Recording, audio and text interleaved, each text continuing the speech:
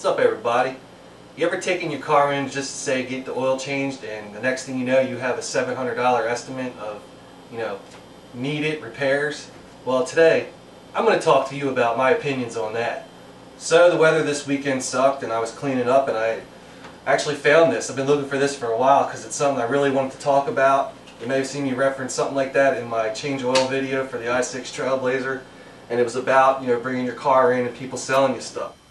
But the problem is that now you've got some asshole trying to sell you stuff, and that is going to be a completely different video. This book was written for repair shops on how to sell you stuff. I have Turning Inspections into Profits. So you bring your car in for service, and the person that you drop your keys off to is usually not the person that's going to work on your car. They're more or less a middleman, but we're going to refer to them as service advisor, at least for this video. Some people say service writer, whatever. So this book is written for service advisors because they're the people that talk to you. And this goes over a whole bunch of crap that I'm sure you guys are going to love to hear. Do it for the money. A free inspection adds an average of $20 per repair order. That's an 11% increase in parts and blah blah blah blah blah. I mean, they've got this 26-point inspection or whatever down to a science here. Visual communications are very important to all of us. If a customer can visually see the need before they leave the shop, they will usually say yes 80% of the time. They have a whole section in here for how to respond to you if you decline the work. Whatever excuse you may have, whether it's I don't have the time, I can't afford it, you guys charge too much, my vehicle is running fine, anything that you can say, they have an answer that they want these guys to tell you. What do they say about the customer? Customers today are suspicious, cynical, and at times downright hostile. That's us. And no wonder. There are more people than ever who are trying to get a piece of every customer's hard-earned cash. And that's right, there are a lot of people trying to get your hard-earned cash. So let's just take your visit to the repair shop. You talk to the service advisor and give them your keys. In most cases, the service advisor gets paid based on commission. That means for every dollar amount that he sells, he gets a piece of that. So if you were to spend $70, he would get a lot less than, say, if you spent $700. Most service writers I know are complete automotive idiots. Places I've worked, they just hire people off the street. It's entry level. You don't have to know anything about cars. You just have to know how to sell. Because after all, you're not really working on the car, but you need to make the money somehow. You're the seller. Next in the lineup is the actual technician. In some cases, they get paid by the job. It's in their best interest to sell as much stuff as they can. Some places around here, they don't even pay the technician to do the inspection. So can you imagine you're a technician, you've gone to school, you have easily up to 100 grand in tools, and your job for that morning is to look over this car for free.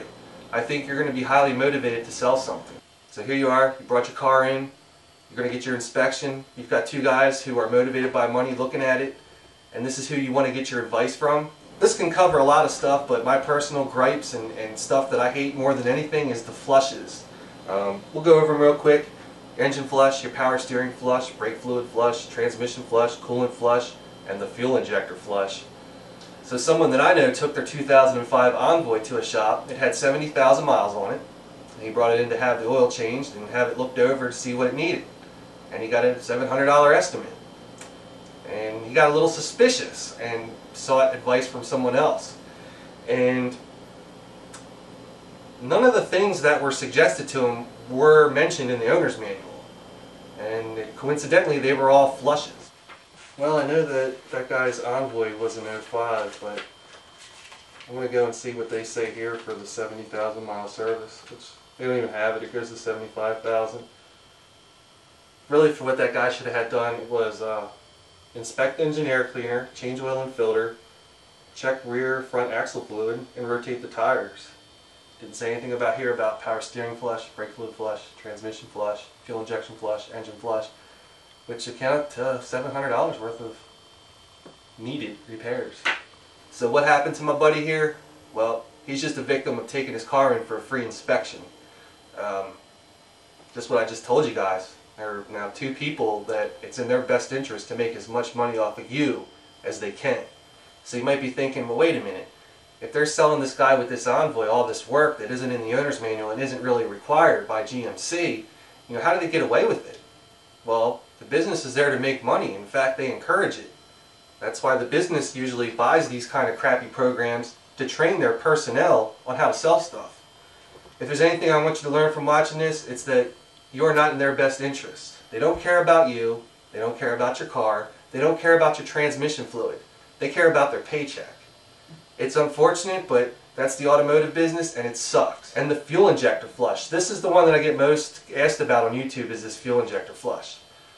I've driven many fuel-injected vehicles from the mid-90s till now. Got over 200,000 miles on, I think, 7 of them. Never done a fuel injector flush. I don't believe in them as maintenance.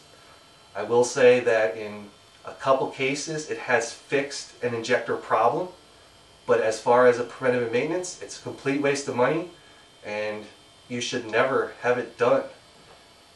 You know what the goal of that whole, you know what the whole fuel injector flush thing is? You've probably seen people do it on YouTube. You hook up an apparatus. It takes under 2 minutes to set the machine up. You start the vehicle and you walk away. Well, that mechanic's going to get paid a percentage of the $100 or whatever it costs. It's in his best interest to sell that flush to you. And you want to hear some real stuff that you're not going to hear anywhere else? I've worked with people that every car that came in was suggested a fuel injector flush. Every car. It didn't matter what you brought it in for, what kind of problem you were having, you are going to get recommended a fuel injector flush. Management didn't give a shit. That guy's making us money. You know, they approved of that. I'm saying that's some, well, I'm not going to curse in this video.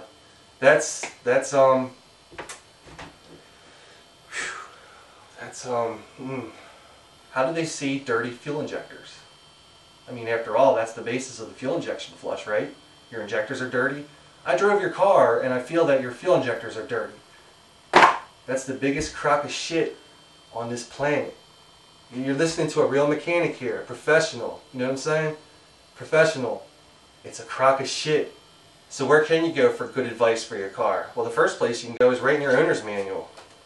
I mean, this is the one from my 2003 Trailblazer.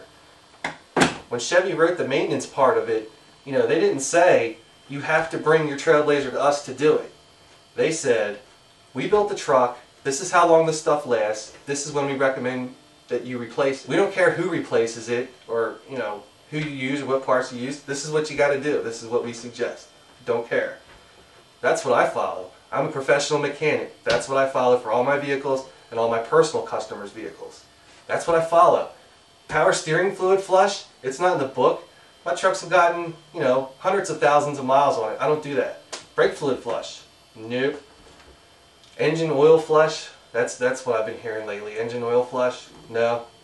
The next best thing you can do is find an enthusiast forum for your specific vehicle. If you don't think there's a forum out there for your vehicle, you'd be surprised. A couple months ago I was working on a smart car, and after doing a service on it, the information that I have to reset the little service light was incorrect. And I had to search the internet for how to turn this light off. And I ended up finding a smart car enthusiast forum, which had the correct procedure for turning the light off. If they have a forum for a smart car, they probably have one for your car. I myself, I've helped thousands of people just with free, good advice that, you know, you just can't get anywhere else. I really wish I had the advice for every make and model, but I just don't. You know what I mean? These are the Trailblazers. I personally like them. You know, I'm a big fan of them. I mean, you can check my history. You can go back to '07. I've helped thousands of people, you know, along the way, just with free, good advice. I mean, I'm an enthusiast. What can you say? I know. I don't mean to like say, you know, I'm this awesome person. I help so many people. In fact, I don't think I've ever said it publicly before this, but it's very relevant to the topic today of, you know, who you're going to trust, you know, for advice for your car. I mean, basically, man, the way I see it, and this is for real, the people that out there are predators. A lot of them are predators. You know, I could go on with so many stories of customers, you know, taking it up the shorts that I could go on. This video could probably run over 3 hours. So what I'm going to do is I'm going to cover one particular story, and just because it's relevant to the topic. So at a former employer of mine, what had happened was a guy got his coupon in the mail, and he's like, I'm going to get my $30 oil change and my free inspection. He came up in there. The guy I worked with sold him a brake job. Basically told the man, you know, your brake pads are worn down to metal. You're going to have to get new brake pads put on. The customer was elderly guys living on a fixed income, couldn't do the job that day, he had to wait for his next check to come in. When the car came back, the technician that had recommended the work wasn't there, and I got the job. So I'm going to actually put up a picture of this brake pad, so take a look at it. You can see these metal-to-metal brakes right here. And then this is what I find when I take the pads out of the caliper. And I go up to the boss and I say, what's going on here? I mean, do we even have the right vehicle? I mean, these pads there's nothing wrong with them. He said, put them on. He said, we sold the job, put them on. And it really went against my morals, and I felt bad, but if I didn't do it, I'd have been fired. So I had to put these brake pads on this elderly dude's, car that didn't need it. And man, it bothered me. I mean, it still bothers me to this day. I mean, I think it's totally effed up. So long story short, I mean, here this guy had recommended, a senior brake pads that the car did not need. I mean, this isn't bullshit. This isn't made up. This is real right here. I have a problem with elderly people and women in particular being taken advantage of by repair shops. Because you go into the shop, you don't know what a distributor is, or they can be telling you, oh, the thermostatic gasket's clogged up. You don't know what they're talking about. But you can't rely on these people. You can't do it. It's not in your best interest, man. It's your car. Be smart. Use the internet. Use your resources. Watch this video. You're definitely going to be pointing in the right direction. You know what I mean? And in all fairness, not everybody's a vulture or a predator. There are some good guys out there. Unfortunately, there are very few and very far between. So I don't want to insult a whole profession, because it's all about the person that you hand your keys to. So we're going to wrap it up. Questions, comments, always accepted, always replied to. Check YouTube a couple times a day, see what the haps are. If you're just joining us, I've been covering different Trailblazer repairs and doing different things automotive repair related. Finding this little sales pitch tool inspired me to do this video, and that was also inspired by the comments and questions I've got from you guys out there on YouTube. Keep them coming. So if you like what you see, subscribe to my shit. You guys have any questions, man, hit me up. Now see, I just turned 150,000 on mine. Let's make sure. Do not, whatever you do, do a fuel injection service. Actually, if I wrote the book, that's what I would include in there. I would have a section in here on what not to do to it. It's like that Heavy D song. Keep on coming. Boom, boom, boom. That shit used to slap back in the day. You're smacking your lips a little bit. I've got coffee running all through me. I've got coffee running all through me. You're going in.